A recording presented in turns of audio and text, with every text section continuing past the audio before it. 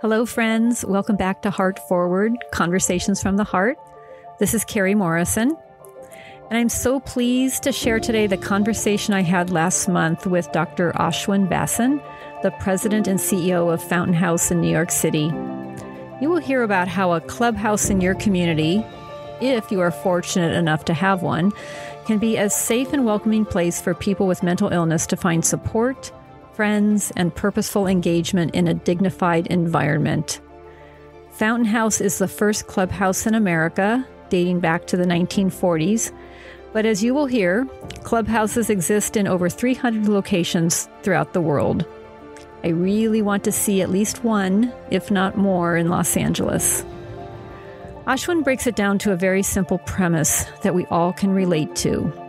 He says, at the end of the day, just as you need, just as I need, we need a place to wake up every day to go, with intention, by choice, where we are needed and where we know our absence will be felt. Think about that. Everyone needs a place where their absence would be felt. As he says, that's the part that's remarkable about Fountain House. Be inspired.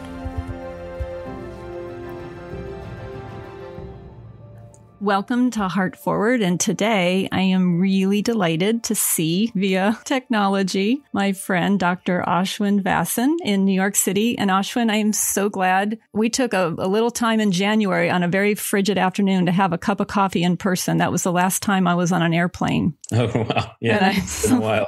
It's been a while. I'm not even sure I know where my suitcase good to hear is. You too. And Ashwin is the president and CEO of Fountain House in New York City, and we're going to explore the clubhouse model in this discussion today. But Ashwin, why don't you start by telling us a little bit about your background? You have such an interesting background. You are, among many other things, an epidemiologist right now, which is, one of the most important people in our pantheon of public health experts. So tell us a little bit about your background and how you found your way to Fountain House, because I know you've been there just about a year. That's right. Yeah. And it's just wonderful to be here. Thank you for having me, Carrie. And, really appreciate the work you're doing in LA and beyond to elevate mental health and the needs around that intersect with the lives of people living with mental illness. So thank you. Yeah. I mean, I have a interesting background. My parents are from South India, Chennai, and came to the US in 1970 after spending several years in England, where they had initially gone after leaving India, and was born and raised in Chicago. And I grew up in a family of professionals, physicians, and other things, but really immigrants trying to make their way in a new country and really establish a new life. And so in many ways, my upbringing was pretty conventional. And in other ways, it wasn't. You asked how I got to Fountain House. Well, I grew up with experiences of family members living with mental illness and with addiction and other problems that,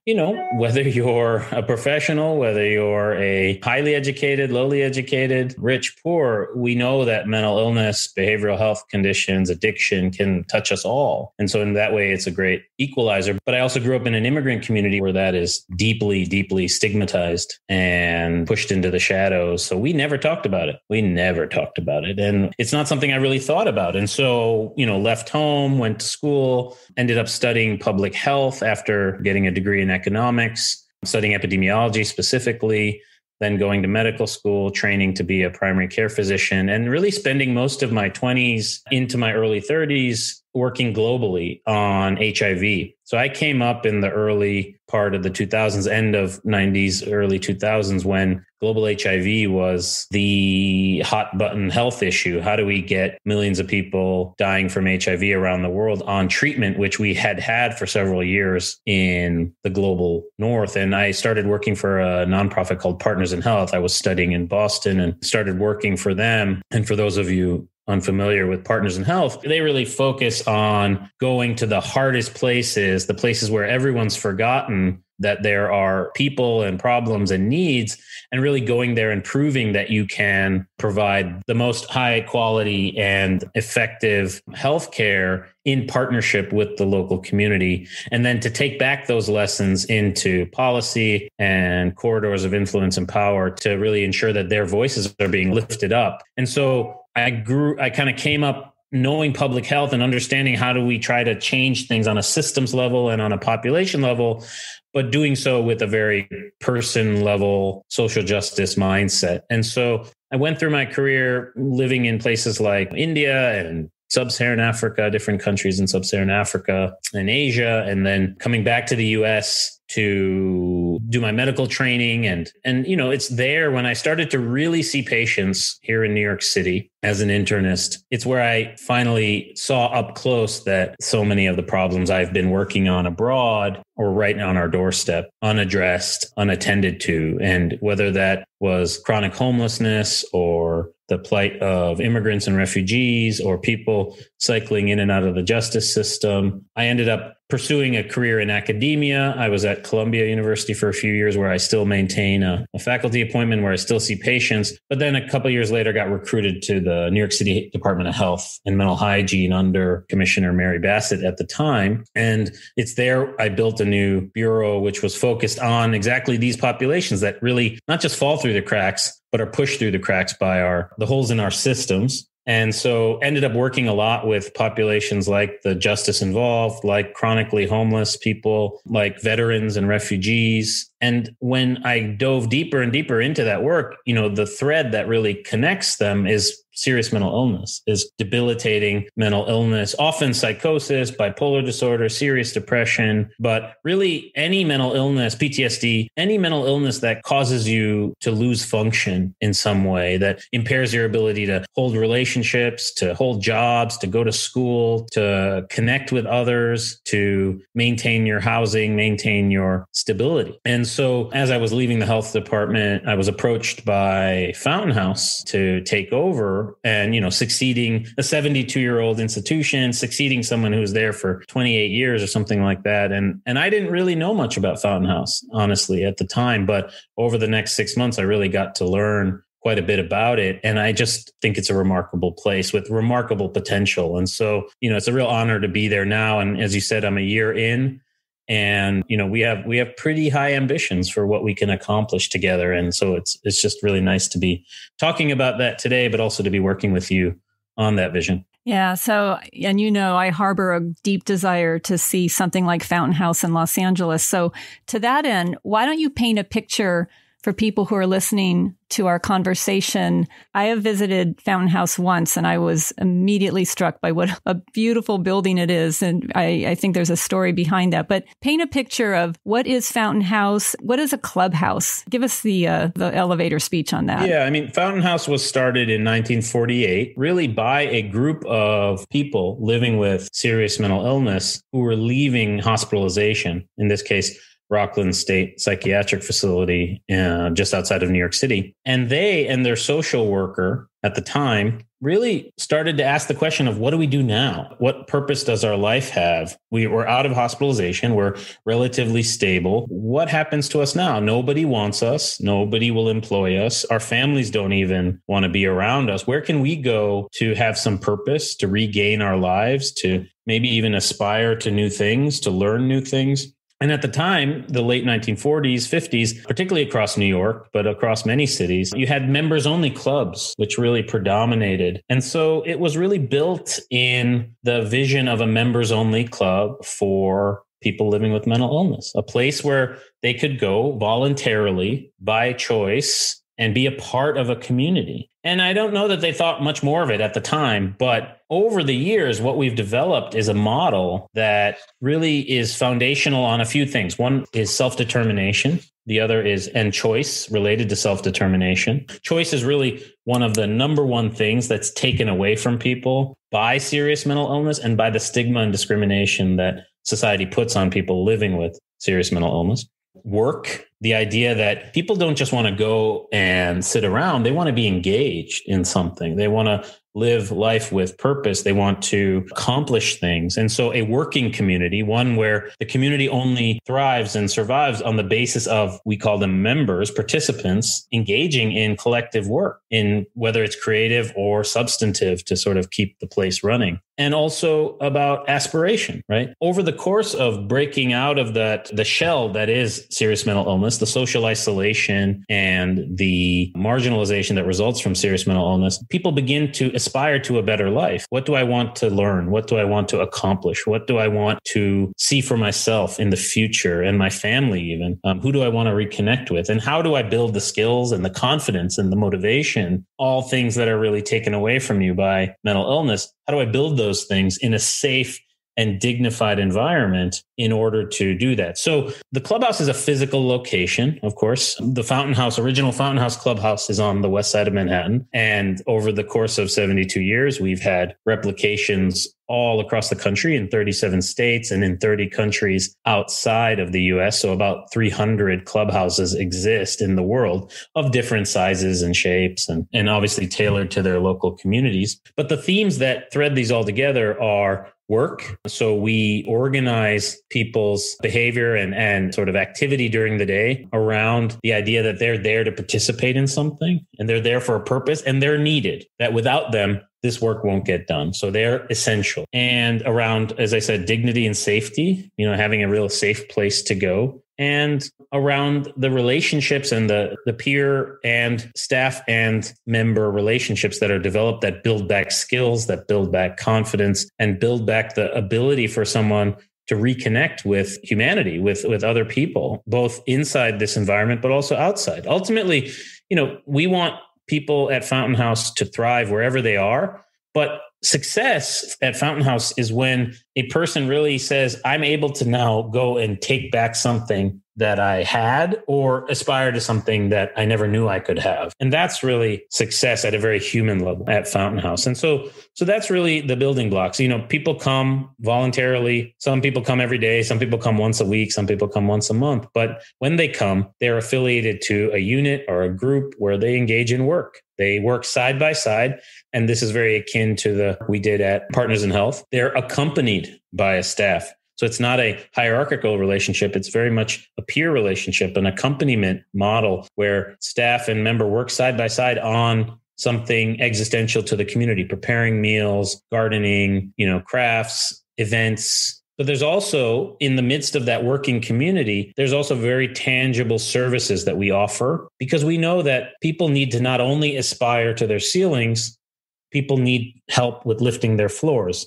We know that people living with serious mental illness have disproportionate rates of homelessness, of incarceration, of addiction, chronic physical conditions. And so over the years, Fountain House has come to be not only this working clubhouse, but all of the attendant services around it to help lift someone's floor, support their life, and then give them the basis by which to choose and aspire to something else. So that includes supportive housing. We are one of the larger behavioral health supportive housing providers in New York City proper. Healthcare, we run a federally qualified health center in partnership with a big FQHC network. And we have other health systems partnerships. We have a Medicaid care management program as well. And we run the largest transitional and supported employment program in the country for people with serious mental illness. And the results are pretty clear. 40% of Fountain House members arrive homeless within the last year. That gets down to less than 1% after 12 months. The employment rate nationally amongst people living with mental illness, serious mental illness, is around 15%. Ours is closer to 40%. Justice involvement, folks come in with about 25% of our folks have a history of incarceration. Recidivism rates are less than 5% in our population. About 30% come in with substance use problems, addiction, and all of them are in treatment or recovering from that after 12 months. So on every metric, we see success. And so now it's really a question of how do we scale and improve its impact. So I want to come back to the work element in a moment because I know it's such an important component. I do recall the one time I visited Fountain House and I didn't quite know what I was walking into, but I do recall from the moment you walk in, you're greeted by people in the reception area who are clearly members. And I did meet with your predecessor and he arranged for a tour. And one of the members took me from floor to floor. And one of the things that struck me, and it struck me about conversations you and I have had about who are members of Clubhouse, one might think, oh, well, this is going to be a place where people who are not seriously mentally ill are going to find their way and find purpose. But you have disabused me of that notion. And I recall there was a man who obviously reminded me of someone that I would have seen on a bus bench rocking back and forth on Hollywood Boulevard, just rocking. And he was sitting in the room where they produce the daily or weekly newsletter. And so that was his job to be in the newsletter room. And your predecessor, Ken Dudek, said that he used to want to just sit down in the common area, but they said, no, you need to pick a space. And he picked the newsletter space. And there he was with all this activity all around him. And he wasn't producing a newsletter, but he was definitely very connected with humanity. And I just never, ever have shook that image of how beautiful that was. So, that notion of the accompaniment model, the horizontal relationship, which is so, so important. How do you inculcate in that in your staff? Because so much of our mental health system is based on a hierarchical relationship. I'm the professional, I'm a clinician, I have an LCSW. How do you hire for that? How does that culture happen? And how could that happen in places maybe who are looking to start something like this? Yeah, that's a great question. I mean, number one, you have to fundamentally not see yourself as a treatment environment. The work we do is inherently therapeutic. There's no doubt about that.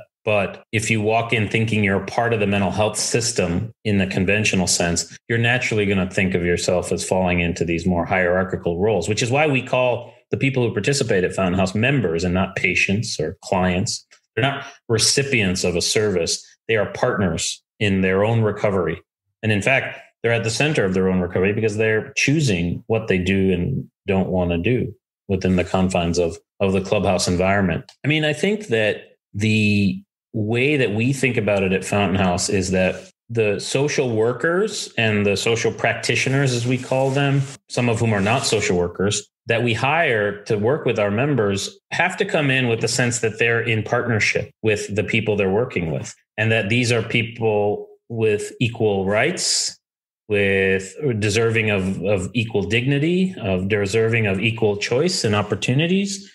Because fundamentally, Fountain House is an organization that fights for those things, right? We fight for improving health, increasing opportunity, and reducing social and economic isolation for people living with mental illness everywhere. And if you embrace that mission, then you can't have a traditional provider-patient relationship or some kind of provider-recipient relationship if you want to achieve that vision, right? Because people have to be able to feel like they are in control of their own recovery. And so we very much look for that in the people that we hire, and we inculcate that in them. And clubhouses all around the world do the same, because at the end of the day, that isn't to say that the people at Fountain House don't need good psychiatry, don't need good medical care, and certainly that they need housing and the other supports, many of which Fountain House provides. But at the end of the day, just as you need, just as I need, we need a place to wake up every day, to go in some cases, or in this case, to log on in this environment with intention, by choice, where we know we're needed and where we know our absence will be felt, and then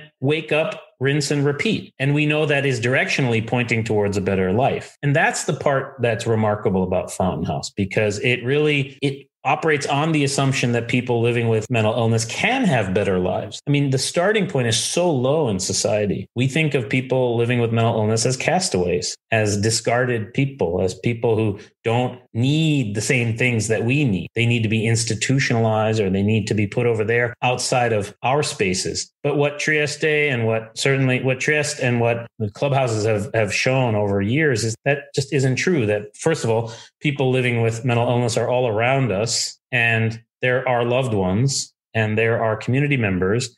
And that if we can build the supports and the love and the community around them, that there's no reason that they can't live healthy and productive lives. And so that's really foundational to Fountain House and to the people we bring in. And if I were in a new community trying to think about how to start that, I would focus on two things. I think I'd focus on finding a defined place to do that, because we don't like to invest in what one of my own mentors, Paul Farmer, used to say, the edifice complex. We don't want to just build buildings and set up projects without really understanding why. But for a community that has no safe harbor, that has no, as the sociologist Eric Kleinenberg at NYU says, no social infrastructure, this is critical social infrastructure for them. So when you think about the clubhouses you've seen across the country or the world, and certainly you're in a beautiful building in Lower Manhattan, but what are some of those creative spaces? Can you paint a picture of some places that you've seen that have been successful and maybe have started off humble? Absolutely. I mean, I think number one, you have to focus on dignity. People need dignified places to go and spend their time and work and engage. It's not poor conditions for poor people. Even though we know that people living with serious mental illness are disproportionately low income, we need to set a bar that's aspirational for ourselves in the environment we create. So the best clubhouses I've been to, the best projects like this I've seen, are ones that really focus on the dignity of the space. And again, very akin to what we used to do at Partners in Health. We'd go into rural Haiti or rural Rwanda and build the most beautiful hospitals, the most beautiful clinics. Paul, my mentor, was always insistent that we plant flowers around the perimeter because he wanted dignified physical environments for people to get dignified care. And the same is true for Clubhouse. We want dignity in the places we build. And so the ones that I see doing really well are ones that really prioritize dignity and prioritize the aesthetic and also prioritize the spaces in which people can move around. You certainly don't want to just chuck people in one big warehouse kind of room. You want enough space where people can congregate in small groups, can socialize, can do work together, and then maybe even break off and find privacy to be with their thoughts or be with their emotions. And John Beard, who was the sort of father of Fountain House and of social practice and this clubhouse movement, he built Fountain House in many ways and designed it to have all of these really interesting spaces where people could just explore. There's an exploratory element to recovery from mental illness that Fountain House really embraces, and the best clubhouses in the world really embrace, which is how do you find your way through your future? And in doing so, build skills, resilience, and the ability to determine your own future. So the physical location is an important manifestation of that. As I said, we don't get too hung up in the edifice complex. What's most important is that we adhere to the sort of basic principles of social practice. Social practice is the intervention, right? The clubhouse is the location, but social practice is the intervention. And what does that mean? What does that mean? There are kind of 5 basic principles of social practice that really are foundational to Fountain House and to every clubhouse program and to Trieste as well, because the model is essentially the same without walls. Number 1, it's engagement, assertive engagement. So that means that workers and even other peers who are at different stages of their recovery, they go to you to engage. The thing that people don't realize about people living with mental illness is that confidence and motivation is so low, in large measure because of stigma, but also self-belief, lack of self-belief, and demotivation, which some of it's inherent to the diseases and some of it is inherent to the social stigma and discrimination they face. So when people arrive at Fountain House, even though they're motivated to be there on some level because they could be somewhere else, or not be anywhere at all, we still have to do so much to bring them out of their shell. I think of it like a chick in an egg. You're surrounded by your shell, but you slowly crack the shell. And that's really what we're doing. So assertive engagement is really principle number 1. Number 2 is relationship development.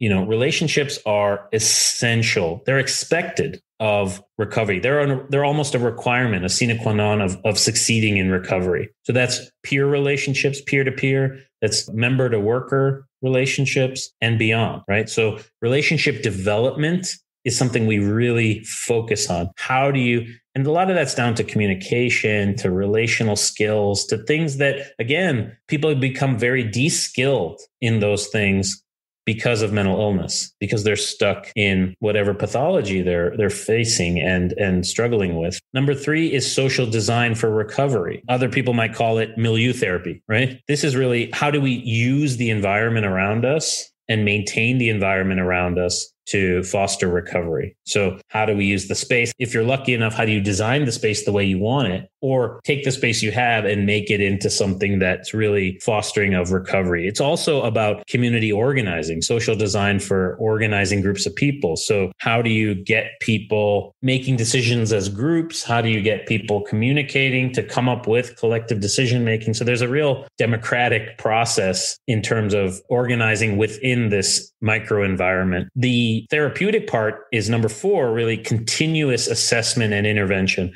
Our social workers, social practitioners are always observant. They're we have a very clear sense of what the staff to member ratios need to be in order for those workers to really have an eye on who's doing well, who's not doing well today. How can I engage that person? What might be going on in their life outside of Fountain House that's impacting the way they're showing up. And they're keenly observant to the point where people feel a very strong sense of loyalty and commitment, the staff, to their members and vice versa, because they're constantly observant. And that's backed up with data collection. So they're collecting observational data themselves, but we're also collecting aggregate population data within the clubhouse. And that's, again, something that needs to really be strengthened across clubhouses. Finally, it's the use of transitional environments. I talked to you a little bit about our employment programs. We also have social enterprises. Fountain House runs a bath and body store in Soho in New York. We have a farm. We have a gallery. We have this healthcare site I talked to you about. These are all what we call transitional environments, transitions from the very safe and protected microenvironment of a clubhouse towards what might be considered a more conventional environment. Because ultimately, we want people with mental illness to be able to function and thrive and be resilient in environments that are not tailored for them. We are tailoring an environment in a clubhouse that's perfect for them, perfect for their needs. But our success, as I mentioned, is if they can go into those transitional environments and display the same skills and resilience that they display within the club. You've got kind of the absolute vision of what the full pantheon of employment and vocational opportunities would be, from both working within the clubhouse, like the person at the reception desk, to actually assuming a job somewhere else in New York City. Can you describe a little bit more about some of those relationships you have with external employers and how that works? Yeah, we have different kinds of supported employment opportunities. They come really in 3 flavors: transitional employment opportunities, supported employment opportunities, and independent employment. And in doing so, we partner with on the order of 40 to 50 employers across New York City, everyone from places like Citibank and Warner Music and H&M to small coffee shops and to local delis and providers in Manhattan and elsewhere. And what we do there is we essentially say, we'll partner with you institutionally. We have a select group of members who have not only demonstrated the willingness to work, but that they're at a stage in their recovery where they can productively work, and you will be compensated for it. The employer will pay the person, but Fountain House guarantees the attendance and performance of that person. So if they have a bad day or they don't show up, a Fountain House staff will come and fill that space. That's one important piece, because at the end of the day, the employer needs the job filled, right? They can't have someone who's might be struggling for a period of time. They need some guarantees that someone will fill that space. And so Fountain House provides that guarantee, which I think is really important to our employer partners, our corporate partners, which we're incredibly grateful to have them. The 3 flavors are: transitional employment is really focused on therapy. It's a therapeutic event or a therapeutic engagement. It could be 1 month, it could be 3 months. It's short, but it's really, usually it's someone's first time getting back to work, or it's a part of their recovery. Like, we have people who do several of them in the course of a year. All of them are different opportunities for them to experiment with recovery. And obviously some things work out, some things don't, but we try to find, because we know our employers so well, we really try to match people very effectively. Supported employment is much more long-term. It's at least 6 months, and it's a guaranteed job in the way that I explained before. So it's not a special position that's created for the person, like some of these transitional jobs, but it's an actual job that you're filling for at least 6 months, like a mailroom employee or a barista or any of it, right? Like, it can be a host of things, but these are real jobs that are just being filled by a Fountain House member. And of course, people can do multiple supported employment opportunities. And sometimes those supported employment opportunities transition into independent employment, where that person just works and they spend most of their time working, and then they come to Fountain House as little or as much as they want as a kind of a home base, just a touch base or an anchor. And we don't always see it progress linearly for everyone because people get different therapeutic value from different things. There are some folks who will never return to independent employment ever. They'll be permanently on disability. But these transitional employments, short spurts, are incredible for their confidence, incredible for their self-belief, incredible for how they function in the rest of the world. And then there are folks that are incredibly goal-oriented. I want to get back to work. And these are crucial for getting them back to work. Fountain House is in some ways deeply democratic. Yes. And clubhouses around the country and the world really are the same way. Yes, it skews to lower income people, 60% or more. Actually, it's more like 80% now are on Medicaid. We have predominantly people of color, reflects New York City. But we also have doctors and lawyers and teachers. And so there's an incredible democracy that emerges in a place like a clubhouse to say, wait, we're the same. We're in the same boat. And yes, I was a high functioning person before this, but I'm struggling with whatever I'm struggling with, and I can learn from you, and vice versa. Right? It's incredibly important, especially for people who may have been lower functioning to begin with or struggling more to begin with, for them to see peers who may have previously been very high functioning, because it tells them, wow, I have something I can aspire to. That person is someone I work with every day and they can teach me a lot. So there's a lot of peer signaling and peer support that comes from that sort of democratic environment. So the elephant in the room right now is the pandemic, and everything that you've painted. And I wanted you to paint the picture of this therapeutic value of social connection and the place to come. Of course, a big monkey wrench. And I observed your YouTube video that you prepared on March 16th, where basically you quickly transitioned Fountain House from in-person to virtual. And what I want you to explore in this part of our conversation is a couple of things. Inherently, we have found here in Los Angeles, a lot of people with serious mental illness living in board and care homes or supportive housing do not have access to technology. I think you've done amazing things to kind of overcome that, but let's talk about that. And when we move out of the pandemic, what aspects of this virtual life do you think you will still hold on to in post-pandemic Clubhouse? Yeah, it's been such a game changer for us in 72 years through disasters, 9/11, Hurricane Sandy, all sorts of things here in New York. We've never shut our doors until now. And we're still closed today. And so we pivoted to create, and as a result, we've been a highly analog organization. We have not really invested in technology in the way that we probably should have been, because frankly, we weren't focused on it as a part of people's recovery. But for two reasons, this has been, if there are positive consequences to a pandemic, not that there are really, it's been a force function for us to really push forward in this way. Number one, the members are demanding of it. They want digital literacy. They can't go to school, apply for a job, communicate with their friends, reconnect with family unless they're digitally literate. And the data around people with serious mental illness and digital connectivity is very similar to other groups. About 50% are completely off grid of the 11 million people in the United States living with serious mental illness. About half are just off grid, either because they don't have the hardware, they don't have the connection, they don't have the software, they don't have the skills, or they have all of those things, but they lack the motivation and the recovery. So the same is true for Fountain House. We pivoted very quickly to develop something called the virtual clubhouse, which was really a cobbling together of Zoom and Slack and Facebook and other channels to really approximate the environments that we create in the physical world, in the clubhouse. So we had a living room, a congregative environment, and breakout rooms and joint work rooms on Slack. And we had them staffed and moderated by the same people doing work in the physical environment. And we created something functional and actually quite connective. We found that both through people who are already connected, as well as our efforts to get hardware and software to people, that about 70% of our members connected. And so we serve about 2,200 people in Fountain House directly. We serve about 5,000 indirectly through New York City. That's a lot. That's a lot of people who would otherwise be disconnected, who found some kind of benefit from connecting online with their community, number one. Number two, we found that we were bringing in a lot of new people, either people who had disengaged from Fountain House at some point, or completely new to Fountain House. And those people skewed much younger. So we know that sometimes these clubhouse environments don't really appeal to young people, in part because the majority of people who end up in many clubhouse recovery programs have been living with untreated or undertreated mental illness for upwards of 2 decades. So they're in their 40s or 50s by the time they get to. And the effects on that are debilitating, right? Yeah, we can help, but we can never help as much as if we had met you in your 20s. And so we found that the digital environment felt really good. And then we've done user testing and development and research.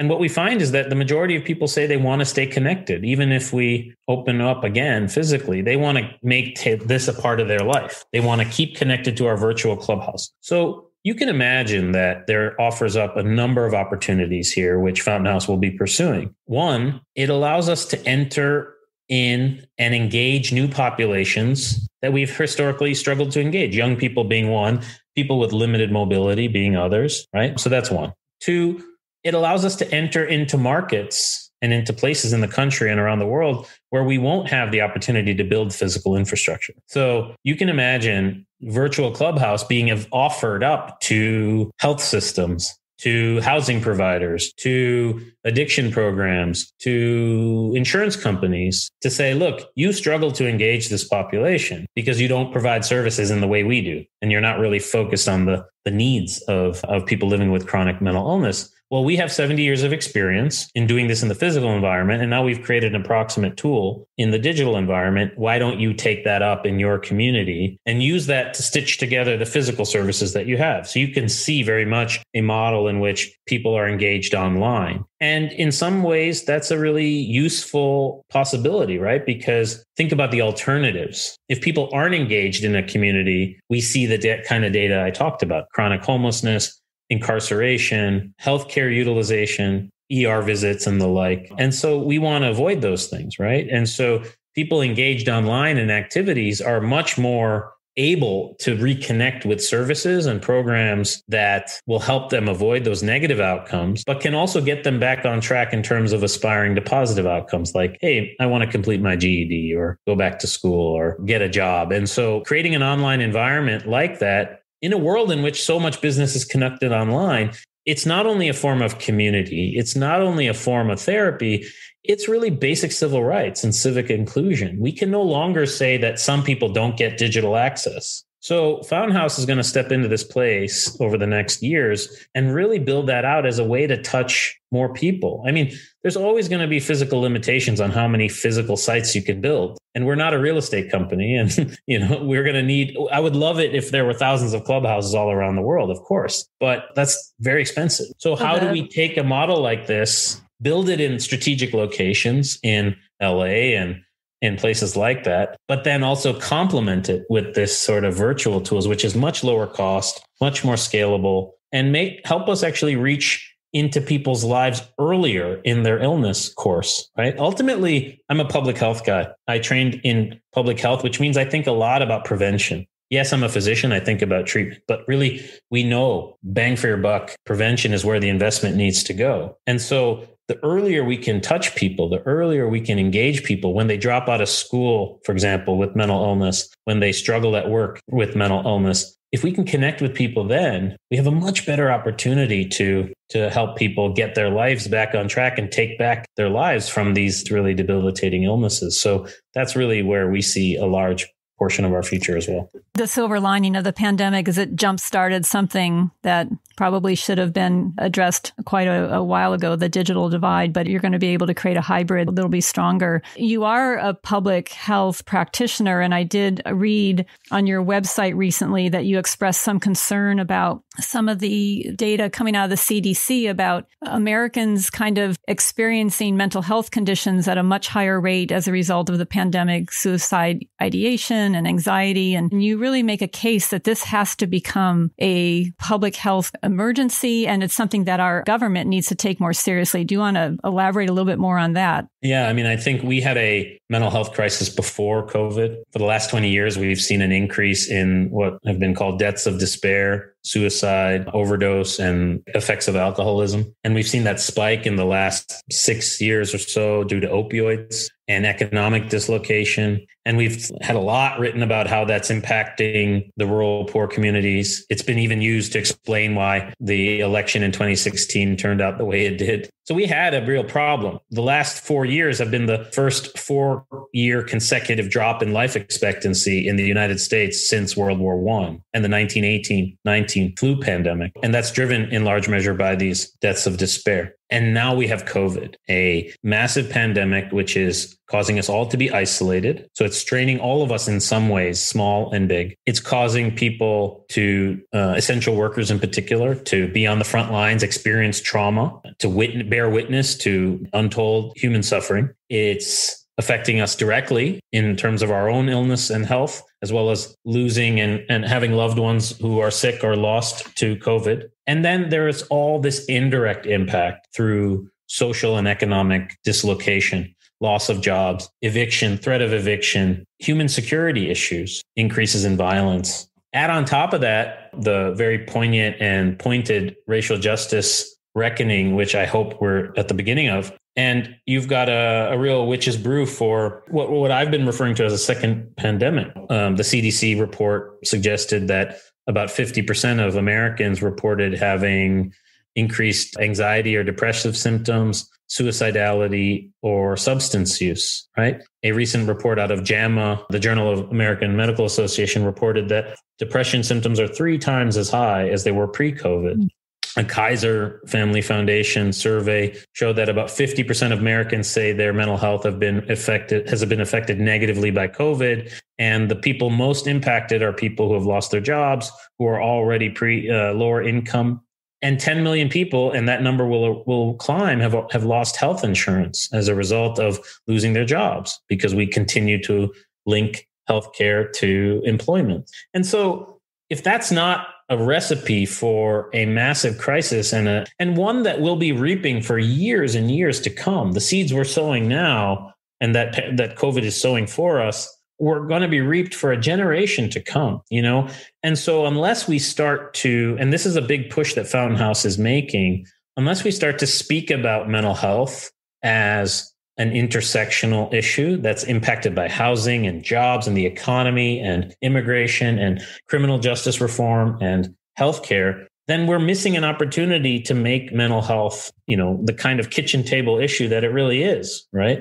We're about to have an election and we're a week away. And, we're still not talking enough about the mental health impacts of what we're seeing with COVID and even prior. And so that's a big push for Fountain House is how do we make mental health a kitchen table issue in the years to come? And so you'll see us taking much more open and political stances on issues, engaging directly in the political system because we can't put our heads in the sand. And nonprofits like ours that have a real solution set have something to say in this space because, we serve people directly. We're on the front lines of these battles. And the experience of that has to be told.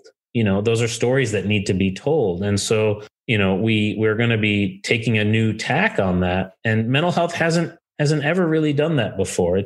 There's no juice in mental health. There's no political juice in mental health. And we need there to be if we want to see the change that we're hoping for. And so, yes, I think that whether it's part of the stimulus or long-term recovery, we need mental health to be centered in our public life. And we're certainly committed to that. And I'll just add that, and this is a lesson, again, I learned from Partners in Health, this artificial division between serious mental illness and mental health and mental illness, these are just self-defeating sort of distinctions that we make in part because, frankly, people with more severe impairments make us uncomfortable, right? Michael Phelps talking about his mental health, he doesn't want to see himself necessarily in the same boat as someone suffering from schizophrenia on the streets in New York or LA. And yet everyone is losing function on some degree because of their mental illness, some of it intrinsic, some of it extrinsic. And until we start to see ourselves as a part of a spectrum in the same boat, we're going to dilute our ability to have the kind of juice, political juice and policy juice that we're hoping to build. And so, yeah, I think we're on our way. It's important that service organizations like ours, like Planned Parenthood or ACLU or others, it's important that service organizations like ours are upfront about this and out front on this, because otherwise it's left to the sort of think tankery and the talk shops. We're doers. We do things in the community and in the world, and we need to be telling those stories to the people who need to listen. I think you are such an effective spokesperson, and you just set the right context to help make this a kitchen table discussion for lay people to understand better how we got to this place, but also what these solutions look like and how approachable they are.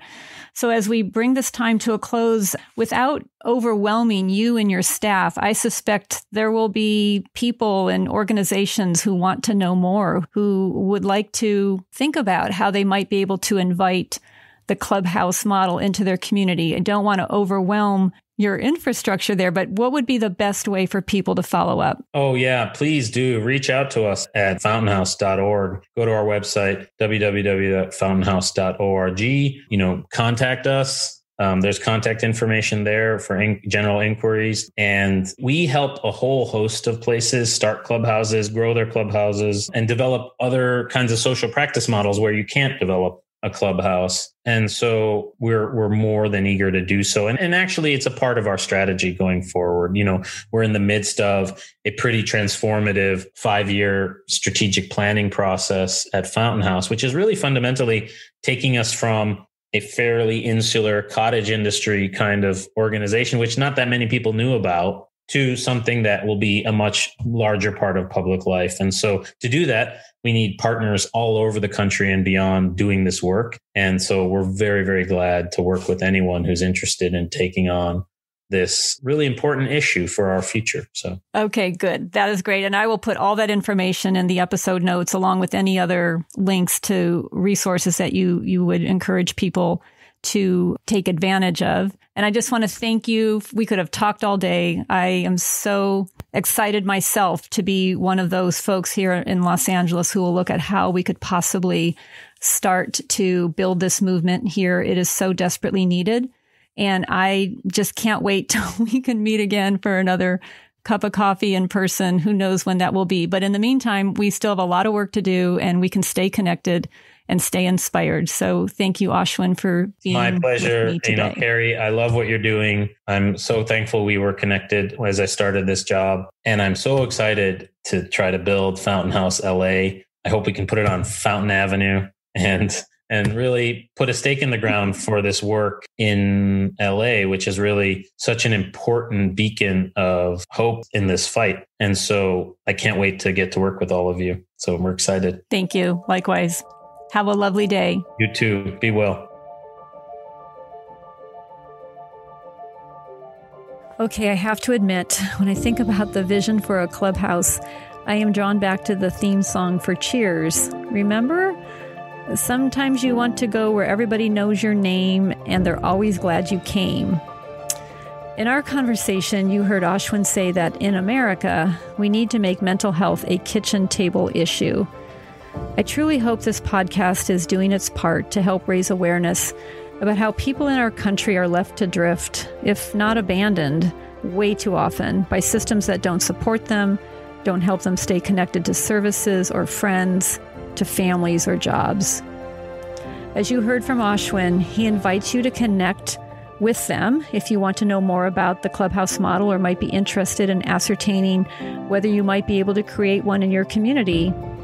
This conforms to their strategic plan, which directs Fountain House to partner with others doing this work and to expand Fountain House's impact at the local, national, and global levels. Thank you, as always, to my collaborating partner, Peer Mental Health, for their support in producing this podcast. And thank you to my guru of technical support, Paul Robinson. You would not be hearing this without the magic he works to edit this and bring it to the platform to publish. Next week, I will bring you the first of a 2-part interview with an international flair. I'll be talking with Dr. Roberto Mezzina in Trieste, Italy, and Dr. Sashi Sashidharan, connecting from Glasgow in Scotland. In this first part, we will talk about the vision of Dr. Franco Basaglia, who is credited with the creation of a community-based mental health system, which rose up as the asylums were closed in Italy. We'll discuss the collaboration that was forged between Los Angeles County, and the Trieste system. And we will spend some time recalling their observations from a trip they made to Los Angeles to view aspects of our system in September 2018. As they say in Italy, ci vediamo la prossima settimana. See you next week.